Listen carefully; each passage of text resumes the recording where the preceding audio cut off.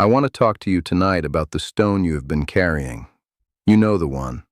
You picked it up a long time ago, on a day you can probably still see clearly if you close your eyes, and you have not set it down since.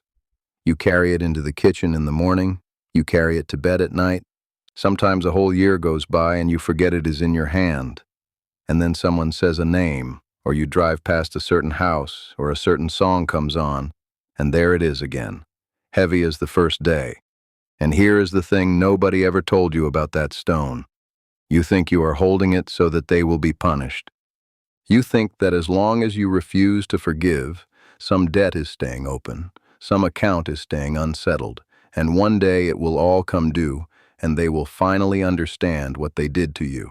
I am an old man, and I have watched this go on in people for 50 years, so I am going to tell you the truth, the way the old ones told it to me, even though it is not the comfortable thing to say.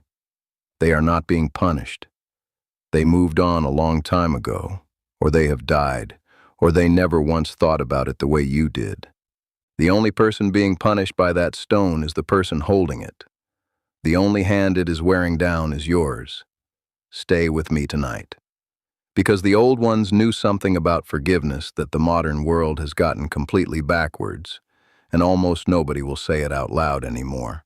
6 teachings, each one with a story, so that it does not stay only in your head, but comes down into your chest, where the stone has been all this time. The first teaching is this: the grievance you carry is a hot coal, and you are the one being burned.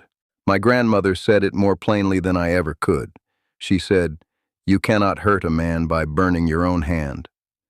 She would say it while she worked, not looking up, the way she said the truest things, as if they were too ordinary to make a fuss over. A coal does not care whose hand picked it up. It does not remember the fire it came from. It does not know the name of the person who wronged you. It only does the one thing a coal does. It burns the flesh that holds it. And the longer you hold it, the deeper it goes, until the burn is not on the surface anymore, but down in the bone, and you have stopped being able to remember a morning when your hand did not hurt. There was a man in the valley where I grew up named Walter. Walter stopped speaking to his brother in the year 1987 over a matter of money. I do not even think it was a great deal of money.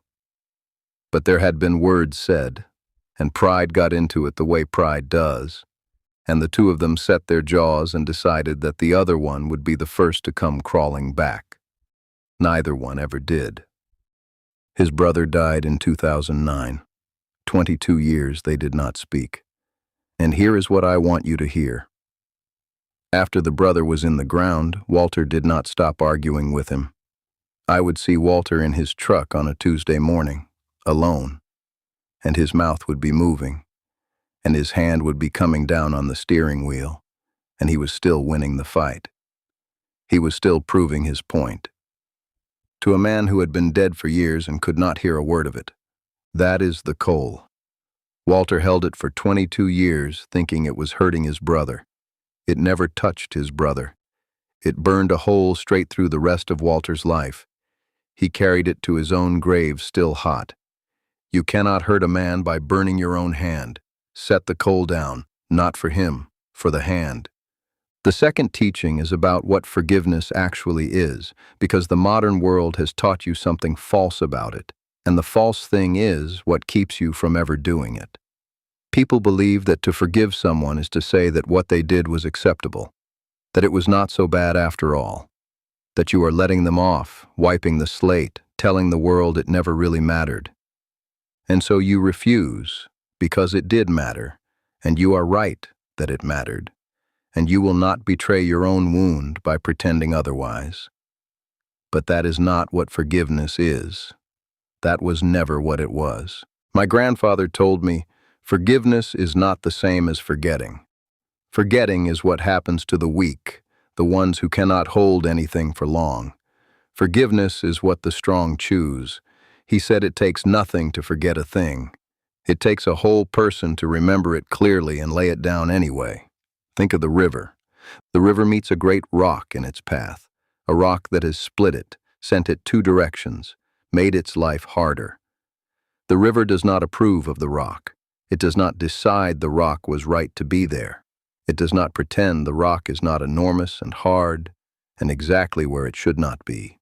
The river simply stops throwing itself against the stone.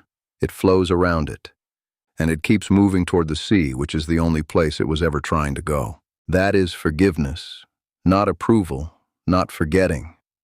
It is the decision to stop letting the thing that happened to you keep making decisions about the rest of your life. It is taking your hands off the rock and remembering that you were always headed somewhere, and the rock was never going to come with you. When you forgive, you are not saying it was small. You are saying, I am bigger than it now. I have somewhere to be, and I am done letting this hold me here. Stay right here with me. Because the third teaching is the one that changes the most in people, and it is the one almost nobody ever talks about. The third teaching is that there is usually one person underneath all the others, one you have never named out loud, not even to yourself. The autumn tree does not argue with its leaves.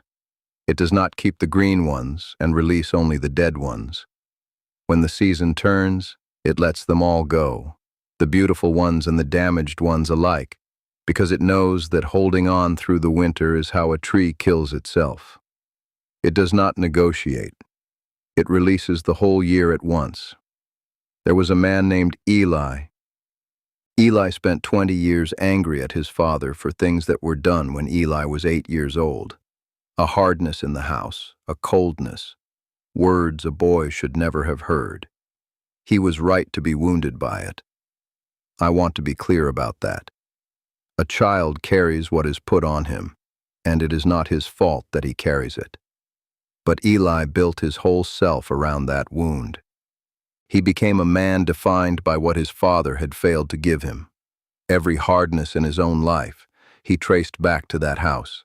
Every door that did not open, every relationship that went cold, he laid at his father's feet.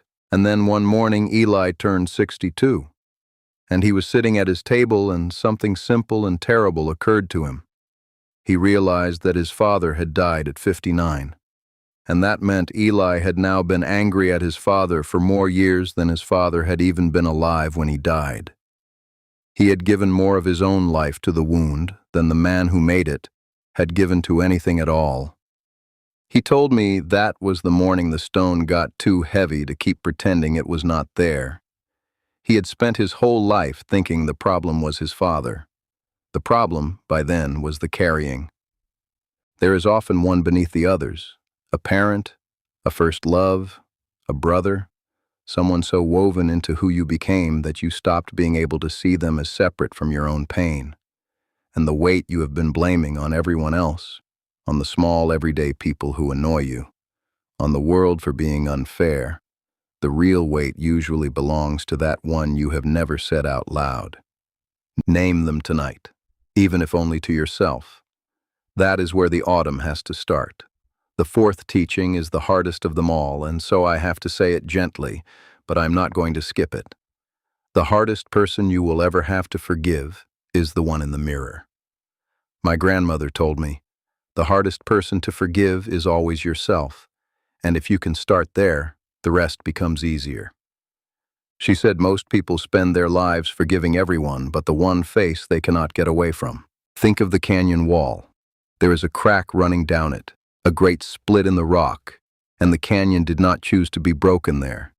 The weather did it, the years did it, the freezing and the thawing did it. But here is the thing about that crack. The canyon does not get to decide that the wound was fair. It only gets to decide one thing. Whether that crack becomes the place where the whole wall finally crumbles, or the line where the morning light comes pouring in. The grievance you hold against yourself is heavier than anything another person ever said on you. The years you feel you wasted, the love you withheld when you could have given it, the child you were too hard on, the parent you did not call enough before the chance was gone. The version of yourself you could have been if you had only known then what you know now. That stone is the heaviest one in the bag, and it is the one we are least willing to even admit we are carrying, because it feels like letting ourselves off. and we think we do not deserve it. But hear me. You were doing the best you knew how to do with what you had been given and what you understood at the time. That younger you, the one you are still so angry at, did not have your ears, did not have your eyes, could not see what you can see now from the far end of the road. You would never speak to a frightened young person the way you speak to the young person you used to be. Forgive that one first. The light cannot get into the canyon through a crack you refuse to look at. The fifth teaching is about what is set free in you when you finally let it go. And I want to tell you what it actually feels like, because the world has lied to you about that too. The hawk cannot climb while it is gripping the branch. It can sit there as long as it likes, holding on, safe, going nowhere. But the moment it wants the sky, it has to do the one thing that feels like falling. It has to open its grip and let the branch go. Only then does the air come up under its wings and lift it. The releasing and the rising are the same motion. You cannot have the one without the other. There was a man named Samuel. Samuel carried a grievance for 19 years. I will not even tell you what it was, because it does not matter, and that is part of what I am telling you. One afternoon he was out in his garden, doing nothing in particular, his hands in the soil, and he simply decided to set it down. There was no ceremony. There was no phone call. There was no conversation with the person who had wronged him. There was just a quiet decision, made entirely on the inside, where all the real ones are made. He told me afterward that it was the strangest feeling of his life. He said he had expected a thunderclap. He had expected to weep, or to feel some great wave break over him.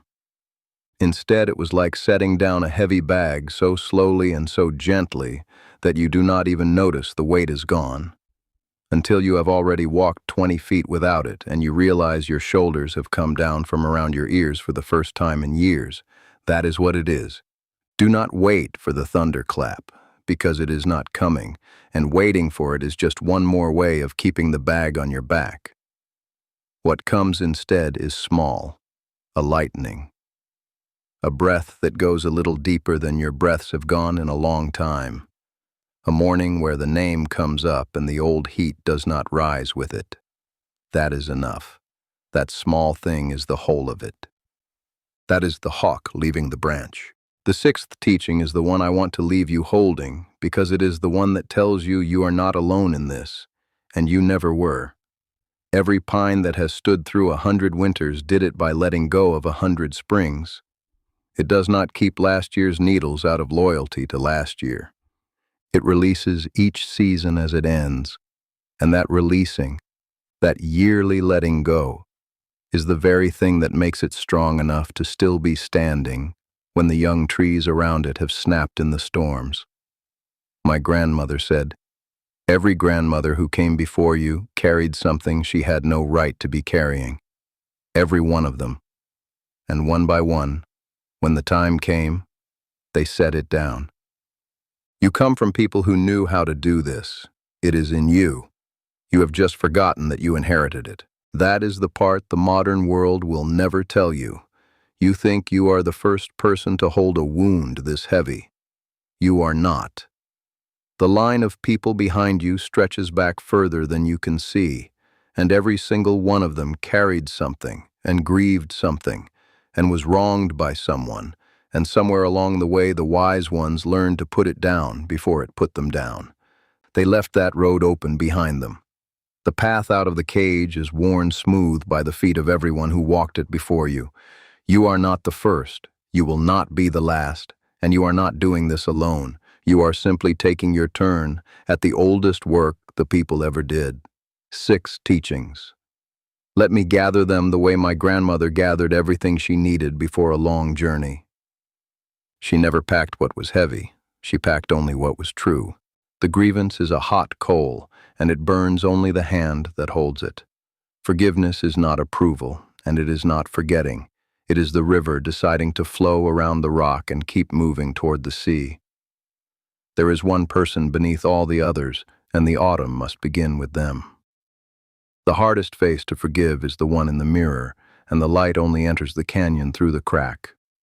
What gets freed is not a thunderclap, but a small lightning, a slightly easier breath. And you are not the first to do this. You come from a long, unbroken line of people who learned to set the stone down. I am an old man now. I have carried things I should have set down 50 years before I finally did. I know what the weight does to a person over the long years, how it bends the back and sours the morning and steals time that does not come back. I held a few of those stones until my hands could barely close around anything else.